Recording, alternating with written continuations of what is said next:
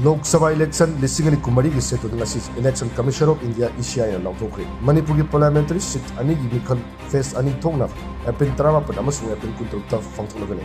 New Delhi gi Vigyan Bhavan da pangthokhiba pau gi mifam amada Chief Election Commissioner Rajiv Kumar na taragani first suba Lok Sabha listing ani kumari gi election gi matam ngasi lauthokibani. Election gi setu asi matung ina general election 2024 asi phase tare thokna pangthokani. Election gi region zone gi tang marida lauthokani. Phase tare thokna pangthokadaba election asigi ahanba phase ta parliamentary constituency samaga ani suba phase ta marfuga mapan ahum suba phase ta mawdaga mari suba phase ta mawdaga taruk manga suba phase ta nifuga mapan taruk suba phase ta yankaiga taret amasung taret suba phase ta parliamentary constituency yankaiga taret ki mikal sing mathan sitna April 18 April 13 May 8 May 12 May 10 May 9 amasung zone gi tang amada